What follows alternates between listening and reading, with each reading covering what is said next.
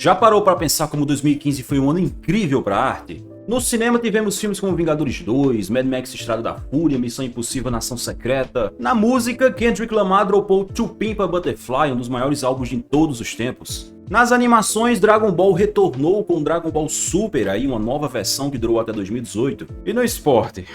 Bem, no esporte a gente teve o trio MSN.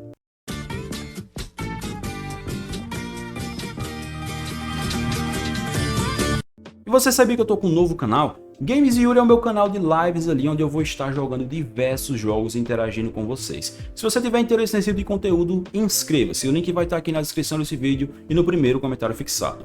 Tenho certeza que você já viu essa foto lendária dos três juntos comemorando um gol. Uma foto que já entrou para a história, que já apareceu em tudo quanto é lugar 1 milhão de vezes. Pois bem, e se eu te disser que essa foto hoje tá completando 10 anos? Pois é, meu irmão, você tá ficando velho. No vídeo de hoje vamos relembrar a temporada em que o trio MSN assombrou a Europa e o mundo. Antes de falar da icônica temporada 2014-2015, precisamos explicar primeiro o contexto na qual o Barcelona estava inserido antes dessa temporada começar. O Barça tinha vivido uma era fantástica com o Pep Guardiola entre 2008 e 2012, vencendo 2 vezes a Liga dos Campeões, vencendo 3 vezes o Campeonato Espanhol, uma era de dominância, uma era que com toda certeza mudou muito do que o futebol viria a se tornar nos anos seguintes. Com a saída do Pep Guardiola em 2012, Tito Vilanova foi escolhido para substituir o gênio treinador. E em apenas uma temporada ele conseguiu ali, junto com o Messi tendo um desempenho simplesmente fantástico, fazer o Barcelona bater recordes no Campeonato Espanhol, chegando a 100 pontos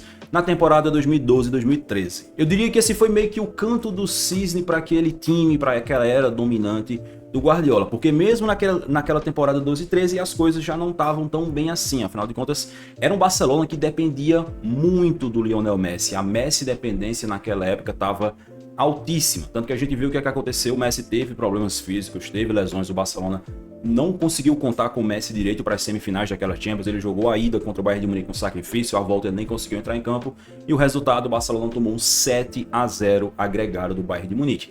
Era uma era em que as pessoas já estavam dizendo: ah, Barcelona acabou, Barcelona não é mais o melhor time do mundo, não tem mais aquele domínio, o Pep Guardiola foi embora, a partir de agora tudo vai ser diferente. E a temporada 2013-2014 só deu mais argumentos para quem pensava assim. Afinal de contas, naquela temporada, o Barcelona, que tinha se tornado um símbolo de conquistas nas temporadas anteriores, não conseguiu vencer nenhum troféu relevante. Eles perderam o Campeonato Espanhol para o Atlético de Madrid, perderam a final da Copa do Rei contra o Real Madrid, caíram nas quartas de final da Champions também contra o Atlético de Madrid e ficaram a ver navios. Foi uma temporada, inclusive, que o próprio Messi teve uma queda de desempenho, né? Ele marcou 41 gols e deu 14 assistências, sendo que na temporada anterior ele tinha feito 60 gols e 16 assistências. É brincadeira, a temporada que o Messi decaiu, ele fez 41 gols. Que sacanagem. Essa também foi uma temporada que o Messi teve muitos problemas físicos. Então, para 2014-2015, o Barcelona sabia que precisava mudar. E haviam 2 fatores que poderiam ser levantados sobre aquele time do Barcelona da temporada 2013-2014.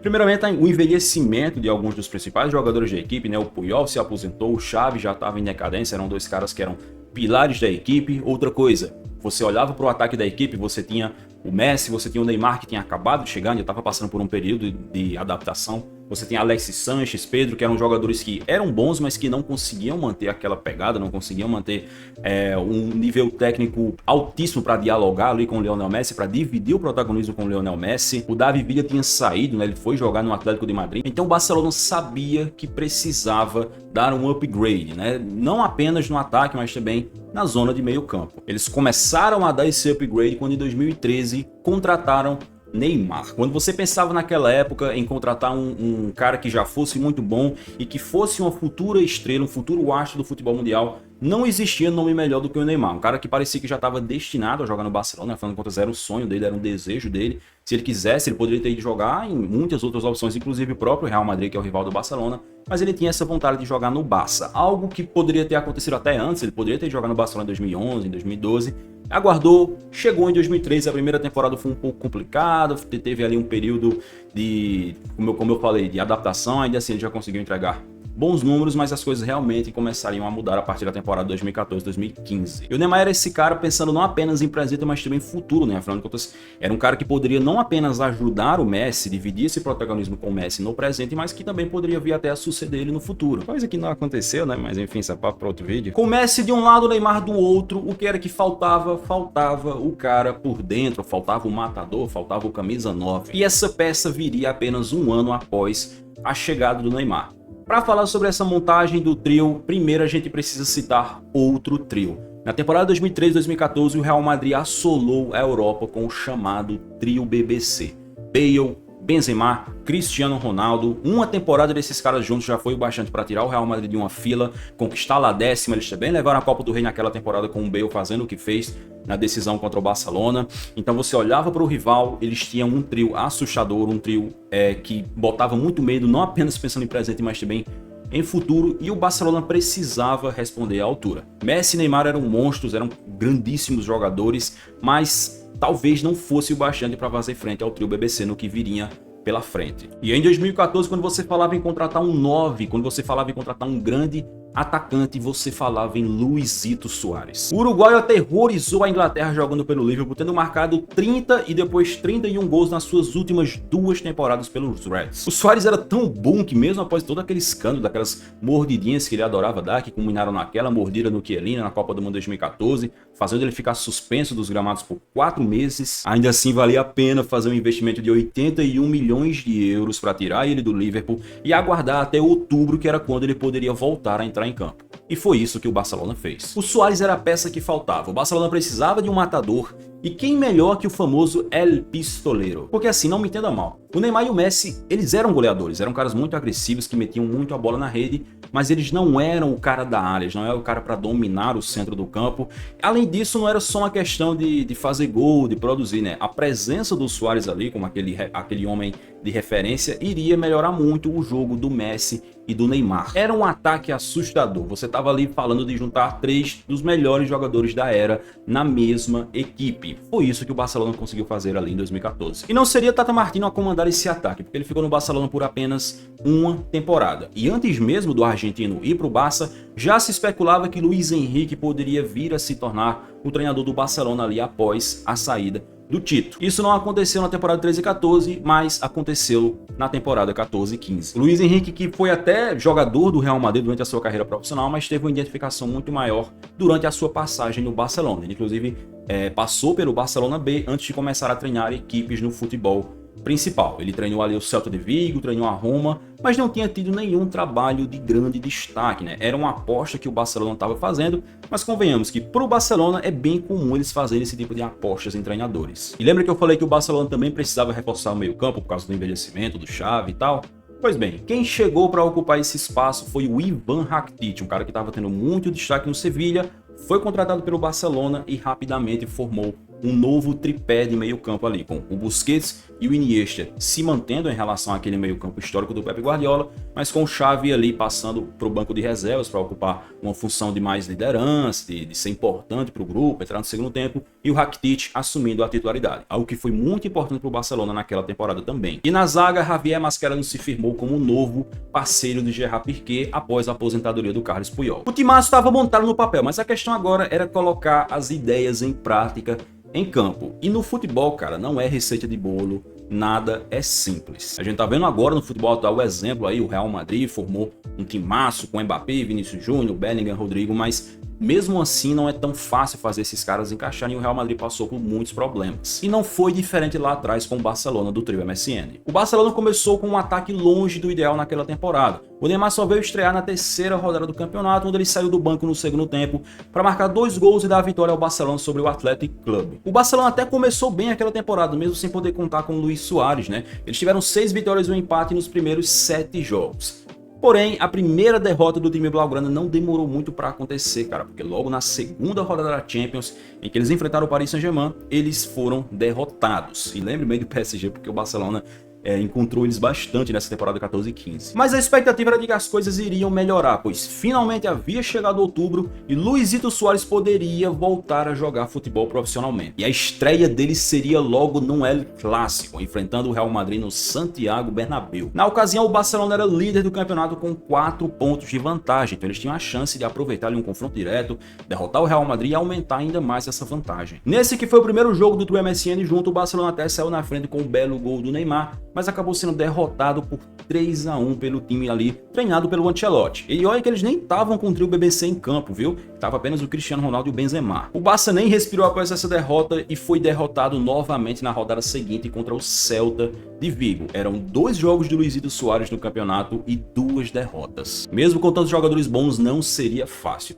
Não apenas pela dificuldade do encaixe em campo, mas pelas relações fora dele. Luiz Henrique era uma pessoa muito difícil, uma pessoa muito complicada, e nessa temporada ele chegou a ter alguns desentendimentos ali com os grandes astros. E se você, torcedor do Barcelona, está procurando o melhor local para comprar suas camisas, como essa aqui atrás, que é a camisa da época do trio MSN, essa aqui está personalizada com o nome do Messi, ou essa aqui que é a camisa do Barcelona desta temporada, uma camisa bem bonita, a LS FootJacy é o melhor local para você. A loja patrocinadora aqui do canal tem muitos modelos já, tanto do futebol europeu, do futebol brasileiro, do futebol de seleções, e lá se você comprar 3 você paga apenas 2. E utilize o meu cupom de desconto YuriDantas tudo maiúsculo para ter um desconto ainda maior, beleza? Se você tá procurando camisas, LS FootJacy, o link tá aqui na descrição desse vídeo no primeiro comentário fixado. Se você quiser comprar especificamente essa aqui do Trio MSN, entra em contato com eles através do e-mail ou do WhatsApp que tá lá disponível no site e fala para eles, diz que você veio por mim, fala o modelo específico da camisa clássica que você quer e eles vão tentar encontrar para você, beleza? Não deixe de conferir se você comprar por lá utilizando o meu link e o meu cupom, você vai me dar uma força grande. Começou quando em uma partida contra o Eibar, Messi se recusou a ser substituído quando o Luiz Henrique chamou ele para sair. O técnico teve que meio que tentar contornar ali a situação e ao invés de substituir o Messi, ele chamou o Neymar e o Neymar, diferente do Messi, acatou a decisão e saiu de campo, mas mesmo assim não era algo que ele gostava de fazer, algo que deixava o Neymar muito desconfortável e na época a gente teve algumas matérias ali de jornais no futebol espanhol relatando essa insatisfação do Neymar com o Luiz Henrique, porque o Luiz Henrique substituía muito o Neymar, né? Toda vez que ele tinha que substituir alguém do trio, geralmente ele optava por tirar o Neymar de campo, não sei porquê, talvez pelo Neymar ser o jogador mais jovem, então o Luiz Henrique talvez pensasse que ele era mais fácil de lidar, mas o Neymar nunca tinha ficado satisfeito com esse tipo de coisa, ele não queria sair de campo. E o desentendimento do Luiz Henrique com o Messi não ficou apenas nessa questão da substituição, porque eles chegaram até a brigar num treinamento. Na época a imprensa espanhola relatou isso e anos depois o lateral brasileiro Adriano, que estava no Barça naquela época, chegou a relatar em entrevista que o Messi e o Luiz Henrique brigaram durante um treinamento, por causa de um motivo bem besta, para falar a verdade, né? Tava rolando ali um rachão, o Luiz Henrique era o árbitro do rachão e ele deixou de marcar uma falta em cima do Messi. Por causa disso, o Messi ficou pistolaço e eles discutiram bastante nesse treinamento. O caso vazou na imprensa, foi uma época bem chata ali pro Barcelona, pros torcedores do Barcelona. O Luiz Henrique chegou até a ficar bem pistola, bem pé da vida numa entrevista, porque eles só ficavam perguntando, a imprensa só ficava perguntando sobre essa briga com o Messi, sobre essa relação com o Messi. O Adriano até falou que eles tiveram que meio que fazer um tratado de paz para tentar colocar panos frios na situação, todo mundo se fechar ali para focar nos objetivos da temporada. 5 anos depois, ali já em 2020, o Luiz Henrique até chegou a comentar sobre essa relação com o Messi, abre aspas aí para ele. É evidente que a gente tinha uma relação maravilhosa. Léo fez o Barça crescer exponencialmente, mas eu teria gostado mais se um acordo amigável entre a gente tivesse acontecido. Acho que todos os clubes estão acima de todas as pessoas. O Barcelona, fundado em 1899, é um dos melhores do mundo. Eles sempre ganharam títulos. Mas cedo ou mais tarde, Messi vai parar de jogar no Barça. O Barça vai seguir vencendo títulos sem Messi e Messi vai seguir sendo um jogador espetacular. Mas também na cara que os dois realmente não têm uma relação tão boa assim, pelo menos não no âmbito pessoal, porque profissional eles meio que conseguiram resolver as diferenças ali pelo bem do clube. E esse tal acordo de paz mencionado pelo Adriano deu muito certo, cara, porque foi justamente após eles superarem esse episódio da treta do Messi com o Luiz Henrique que o Barcelona teve uma virada de chave na temporada. E eu diria até que tem um jogo símbolo dessa virada de chave. Em 11 de janeiro de 2015, o Barcelona recebia o Atlético de Madrid pela rodada 18 de La Liga. Ambos tinham 38 pontos, enquanto o Real Madrid liderava com 42. Uma vitória era crucial e o Barcelona não podia perder de jeito nenhum, ou poderia ver o campeonato ficar ainda mais distante. E é justamente nesse jogo em que vimos um dos momentos mais épicos do trio MSN, quando cada um deles três marcaram para garantir uma vitória gigantesca do Barcelona para cima do Atlético, num momento que ficou eternizado na história do futebol através de uma das fotos mais icônicas desse esporte. Foto essa que, como eu falei no começo do vídeo, está completando 10 anos no dia de hoje. A partir daqui, meu amigo, salve-se quem puder, porque Messi, Suárez e Neymar não poderiam mais ser detidos na sua caça à tríplice coroa. Aquele time do Barcelona ficou muito redondinho com o passar da temporada. A gente tinha Cláudio Bravo ali no gol, né, jogando no Campeonato Espanhol, enquanto o Ter Stegen agarrava nas Copas. Na linha defensiva tínhamos Jordi Alba, Mascherano, Piqué e o 190 ali na lateral direita. O meio-campo com Busquets, Rakitic e o infinito Iniesta, que estava jogando uma barbaridade nessa época, mesmo já caminhando ali para sua era de veterano. E obviamente o ataque com o trio MSN. Esse time do Barcelona jogava por música, era um time que tinha uma característica um pouco diferente do que a gente tinha se acostumado a ver durante a era do Guardiola, porque esse time do Barcelona ele era muito mais vertical, era um time que acelerava demais, que não ficava tanto tempo assim com a bola. Era óbvio que era um time que gostava da bola, gostava de manter a posse de bola, mas era muito mais agressivo. Eu diria que esse Barcelona, ele salta muito mais os olhos pela questão individual do que o do Guardiola. O Barcelona do Guardiola, óbvio que você tinha uma individualidade muito forte ali, com Xavi, Iniesta, Messi, Davi Villa, muitos outros caras excepcionais ali, especialmente o Lionel Messi, mas era um time que o coletivo era até mais destacado, eu diria, do que o individual. Afinal de contas, todo mundo conhece aquele Barcelona como o Barcelona do Guardiola. Esse daqui não, esse daqui é chamado do Barcelona do trio MSN, justamente pelo principal fator dessa equipe ser o individual. Após o Barça estabilizar com as relações extracampo e estabilizar também com o coletivo dentro das quatro linhas, era hora de buscar os troféus na segunda parte da temporada. Na Copa do Rei, o Barcelona passou pelo Elche nas oitavas de final com um agregado de 9-0. Os três do trio MSN marcaram na ida e na volta eles nem precisaram entrar em campo. Nas quartas de final, aí vem um peso pesado, o Atlético de Madrid. Mas o trio MSN já tinha mostrado que poderia superá-los. E assim o fez com a vitória de 1-0 no jogo da ida com um gol do Messi ali no finalzinho, e Neymar sendo decisivo no Vicente Calderón no jogo da volta para confirmar a classificação. E se o Atlético não aguentou a barra, não seria o Villarreal que conseguiria fazer o serviço, né? Duas vitórias do Barcelona por 3-1 fizeram o time blaugrana se classificar para a final da Copa do Rei daquela temporada. O Camp Nou era a sede da decisão, onde o Barcelona enfrentou um dos mais tradicionais e chatos times da Espanha, o Athletic Clube de Bilbao, que já tinha o Iñaki Williams nessa época. Veja só, o cara é o Ashley Young do futebol espanhol. O pobre time de Bilbao nem viu o que o atingiu. Com 20 minutos de jogo, Messi marcou um dos maiores gols de sua carreira, tornando-se no exército de um homem só. Saiu driblando todo mundo, saiu costurando, abriu para a perna esquerda e soltou o pé. Nem te conto que esse gol aqui perdeu o prêmio Puskás pro Wendel Lira. Tem canal no YouTube hoje em dia. Depois disso, 2 gols de Neymar completaram o placar que terminou 3-1 para o Barcelona, assim garantindo a conquista da Copa do Rei. Em La Liga, após a épica vitória contra o Atlético, o Barcelona venceu 8 dos 9 jogos seguintes, até finalmente chegar no El Clássico do segundo turno, que seria no Camp Nou. O time blaugrana era líder do campeonato com 65 pontos, mas os merengues estavam apenas um atrás, com 64. Uma derrota poderia significar a perda do título para o Real Madrid. O Barça saiu na frente com o gol do Mathieu, mas o imparável Cristiano Ronaldo estava metendo muito gol naquela época, conseguiu fazer o gol de empate. E lembra de como o El Clássico no primeiro turno era a estreia do Luizito Suárez ali, e acabou ficando marcado por ser uma derrota bem amarga? Pois é, meus queridos, no futebol, nada como um dia após o outro. No segundo tempo, Luizito Suárez fez o 2-1 e garantiu a vitória do Barcelona para cima do Real Madrid,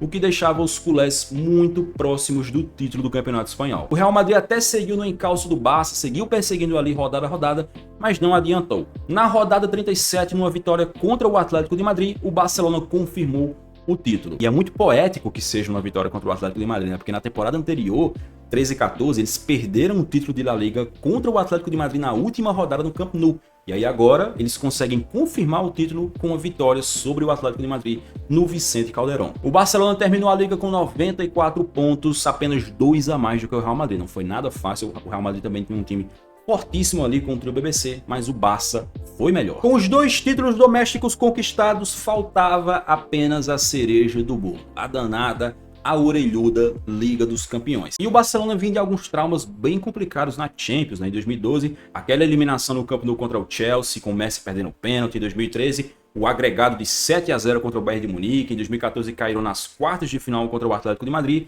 E para compensar essas quedas bem complicadas, bem traumáticas, a campanha de 2014-2015 foi simplesmente épica, pois todos os adversários do Barcelona naquele mata-mata da Champions foram campeões de alguma das top 5 ligas europeias naquela temporada. Nas oitavas de final, o Manchester City, que viria a ser campeão da Premier League, não deu conta no Barça. Um 3-1 no agregado foi o bastante, vitória por 2-1 na Inglaterra e na volta 1-0 no Camp Nou, que inclusive só foi 1-0 porque o Joe Hart teve uma atuação bizarra, o cara simplesmente fechou o gol, mas foi o bastante para o Barcelona se classificar. Esse jogo aqui, inclusive, é daquela caneta desmoralizante que o Messi dá para cima do Milner, que o Guardiola tem aquela reação. E lembra que o Barcelona trombou com o PSG na fase de grupos, o PSG até venceu o Barcelona em uma das partidas? Pois bem, eles voltaram a se encontrar nas quartas de final. O PSG, que viria a ser campeão da Ligue 1, tinha ali o Ibrahimovic, o Lucas Moura, o Thiago Silva, um time bem forte, mas não conseguiu nem de longe tancar o trio MSN e tomou um 5-1 no agregado. 2 vitórias do Barcelona. Foi nesse confronto que tivemos o Luizito Soares simplesmente acabando com o time parisiense no jogo da ida. E fazendo um dos meus gols favoritos de sua carreira, cara. Acho muito foda que ele poderia ter chutado de maneira normal, mas ele pensou, não, vou colocar essa bola no ângulo. Na semifinal, o trio MSN teve um desafio à altura, o poderoso Bayern, treinado pelo Pep Guardiola, que retornava ao Camp Nou. Um duro reencontro, um jogo amarrado na ida, que parecia que ficaria para ser resolvido na Alemanha, mas só parecia mesmo porque na reta final ali do jogo o Lionel Messi decidiu agir. Com 2 golaços, um deles com um tirambaço de fora da área e o outro com uma humilhação histórica para cima do Boateng e do Neuer, Messi botou o jogo no bolso. Ainda deu ali para ele dar uma assistência para o Neymar, fechar o 3-0 e praticamente colocar o Barcelona na final da Champions. No jogo da volta, mais uma vez, o trio MSN brilhou, com o Luizito Soares dando 2 assistências para o Neymar. O Barcelona até foi derrotado para o Bayern de Munique por 3-2, mas era o suficiente para eles se garantirem, retornarem à final da Champions pela primeira vez desde 2011. Ou seja, o Barça tinha derrotado o campeão da Premier League, o campeão da Ligue 1, o campeão da Bundesliga. Óbvio que na final só poderia vir um campeão também. E essa foi a Juventus, treinada por Allegri, que viria a conquistar tanto a Série A quanto a Copa da Itália. Eles também estavam na busca de uma tríplice coroa. Qualquer uma das duas equipes que vencesse essa final seria campeã de uma tríplice coroa. E esse era o time da Juventus fortíssimo, com aquele meio campo com Marquisio, Pogba, Pirlo, o ataque com o Tevez, com o Morata também, porque não? Vai brincando aí, cara, mas o Morata impediu um El Clássico histórico, cara. Se não fosse o Morata, o Real Madrid teria eliminado a Juventus na semifinal e a gente teria trio BBC contra o Real Madrid na final, já imaginou? A Juventus até foi um oponente à altura. O Barcelona saiu na frente no primeiro tempo com uma bela jogada ali entre Neymar e Iniesta, que culminou no gol do Rakitic, mas no segundo tempo a Juventus foi buscar um empate com o próprio Morata, que eu acabei de citar. O jogo estava complicado, estava meio que naquela, todo mundo sabia que o Barcelona era favorito, o Barcelona era mais forte, mas não estava conseguindo resolver o jogo, até que o Messi e o Suárez apareceram. O argentino fez uma bela jogada, finalizou forte, o Buffon conseguiu espalmar, mas a bola caiu no pé do Luizito Soares para ele marcar o gol do título do Barcelona. No final do jogo ainda saiu mais um gol, né? O Neymar deixou o seu ali. E esse 3-1 deu ao Barcelona o título da Champions, o pentacampeonato da Champions do time blaugrana e a tríplice coroa, fazendo com que o Barcelona se tornasse, na época, o primeiro time na história do futebol europeu a conquistar 2 vezes a tríplice coroa. Um recorde que só viria a ser igualado 5 anos depois, em 2020, pelo Bayern de Munique, né? Eles tinham conquistado a tríplice coroa em 2013, voltaram a conquistar em 2020. E em 2015 o Barcelona só não repetiu aquele sexteto de troféus que eles tinham feito em 2009, porque eles acabaram perdendo a Supercopa da Espanha contra o Athletic Bilbao. Supercopa da Espanha é essa que o Neymar não conseguiu jogar, né? Jogou ali o Messi e o Suárez, ainda era um time fortíssimo, mas quem sabe se eles tivessem o trio MSN completinho, eles teriam vencido essa Supercopa e montado ali o sexteto. É muito doido pensar também que essa Champions de 2015 foi a última Champions que o Barcelona venceu, cara. A gente tá em 2025 agora, quem sabe eles vençam esse ano, mas desde então o Barcelona nunca mais conseguiu chegar sequer na final da Champions. E assim como no passe de mágica, o trio MSN foi um sucesso absoluto logo de cara. Logo na primeira temporada, eles devolveram o Barcelona ao topo do futebol mundial. Esse foi um trio que encantou todo mundo que assistia eles jogarem, mas não apenas isso, porque eles não tinham apenas o encanto, mas também tinham as estatísticas a seu favor. Se liga só quais eram os números dos caras no fim da temporada. Neymar tinha disputado 51 jogos com 39 gols e 7 assistências. Luizito Soares tinha disputado 43 jogos com 25 gols e 21 assistências. Enquanto o Messi ficou com 57 jogos, 58 gols e 27 assistências. Pô, não é possível, esse número aqui tá errado, cara, tá de sacanagem. Como é que o cara fez 58 gols e 27 assistências em uma temporada? Isso não faz nenhum sentido, isso aqui tá quebrado. Os três juntos fizeram um total de 122 gols na temporada, apenas entre eles, o que na época era um recorde histórico, o maior número de gols de um mesmo trio de ataque em uma temporada. O pior de tudo é que esse recorde de mais gols de um trio em uma só temporada, ele foi quebrado logo depois. Adivinha por quem? Além disso, também é importante citar que no meio de todos esses gols, Messi e Neymar foram artilheiros da Champions aí com 10 gols cada, empatados ali também com Cristiano Ronaldo. Na Bola de Ouro de 2015, Lionel Messi ficou em primeiro lugar, Neymar ficou em terceiro lugar e Luizito Soares ficou em quinto. Havia muita gente que argumentava que o top 3 ali deveria ter sido formado pelo trio MSN, afinal de contas eles jogaram muita bola na temporada e conquistaram todos os troféus. Mas o Neymar acabou ficando atrás do Cristiano Ronaldo e o Luizito Soares ficou atrás do Lewandowski e do Cristiano Ronaldo. Sim, o Soares ficar atrás do Lewandowski é uma bizarrice total, cara, me desculpa. De qualquer forma, o ano mágico estava completo. O trio MSN, cara, foi um acontecimento, foi um evento, o trio MSN. Acho que assim, tentando fazer uma comparação para nós brasileiros, o trio MSN era tipo aqueles Santos da época do Neymar, que todo mundo parava para assistir. Era um entretenimento, né? Você parava não necessariamente para ver o jogo em si, mas para ver aqueles caras jogarem, porque era uma reunião muito espetacular, cara. Você reunir Neymar, Messi e Suárez no mesmo time era uma parada completamente surreal. E eles deram muito resultado, não apenas do ponto de vista individual, com muitos gols, com muitas assistências, com muitos lances mágicos, mas também conquistando todos os troféus, todos os principais troféus ali da temporada. Eles precisaram de apenas um ano para entrar de vez para a história do futebol e para serem até hoje reconhecidos como o maior trio de ataque de todos os tempos. Você pode até achar outros trios ali que conquistaram mais, muita gente cita o trio BBC, né? O trio BBC conquistou muitas Champions, mas o que o trio MSN fez era diferente, cara. Cara, o trio MSN, ele era tão marcante que eu digo sem problema nenhum, eu falo com toda tranquilidade, mesmo que eles não tivessem conquistado a Tríplice Coroa, mesmo que eles não tivessem conquistado os troféus que conquistaram, ainda assim teria entrado para a história. Porque, cara, o futebol ele é muito mais do que troféus, né? Não dá pra gente fazer essa avaliação simplesmente olhando quem conquistou mais ou quem conquistou menos. O trio MSN foi um evento, foi um acontecimento, marcou o futebol e marcou também muita gente, né? Quantas pessoas não começaram a assistir futebol europeu naquela época, quantas pessoas não começaram a torcer pro Barcelona naquela época, quantas pessoas não se tornaram fãs do Neymar, do Messi, do Suárez por causa daquela temporada. E pensando até do ponto de vista do Barcelona, é uma temporada ainda mais mágica. Afinal de contas, foi a última vez em que eles conseguiram conquistar a Champions League. Então, até o Barcelona voltar a vencer a Champions, coisa que eventualmente vai acontecer porque o Barcelona é um dos maiores clubes do mundo, mas até eles voltarem a vencer vai ficar sempre marcado que a última Champions que eles conquistaram foi com o trio MSN. Havia uma expectativa muito forte de que esse time iria dominar o futebol europeu, de que iria começar uma dinastia nos anos seguintes, mas isso acabou não acontecendo. Mas aí, meus caros, isso é história para outro vídeo.